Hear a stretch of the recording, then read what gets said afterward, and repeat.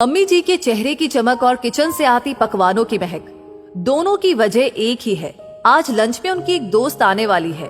कल ही बता दिया था उन्होंने। कल ही मेरे साथ अपनी दोस्त को गिफ्ट में देने के लिए महंगी सी साड़ी भी ले आई थी। आज मुझसे भी पहले किचन में घुस गई और बड़े जतन से खुद से तैयार की गई पकवानों की लिस्ट में से एक के बाद एक डिश बनानी भी शुरू कर दी।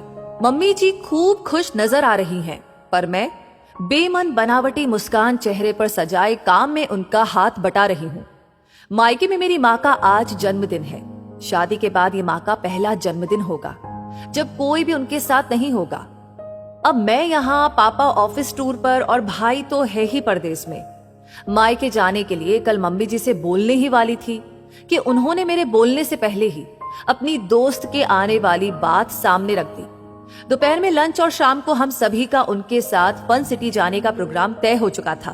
अब क्या कहती, मन मारकर रह गई। घर को सजाया और खुद को भी बेमन सी संवर गई। कुछ ही देर में डोरबेल बजी। उनका स्वागत करने के लिए मम्मी जी ने मुझे ही आगे कर दिया। गेट खोला। बड़े से घने गुलदस्ते के पीछे छिपा चेहरा जब नजर आया तो मेरी आंखें फटी की फटी रह गई और मुंह खुला का खुला रह गया। सामने मेरी माँ खड़ी थी।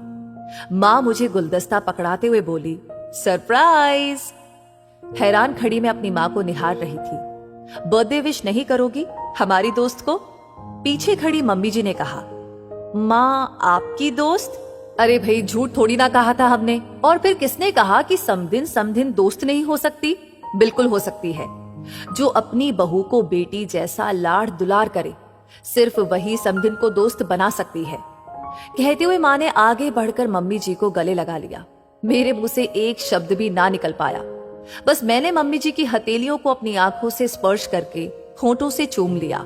माँ हम दोनों को देखकर भीगी पलकों के साथ मुस्कुरा पड़ी। एक तरफ मेरी माँ खड़ी थी जिन्होंने मुझे रिश्तों की अहमियत बताई, और दूसरी तरफ मम्मी जी जिनसे मैंने सीखा रिश्तों को दिल से निभाना।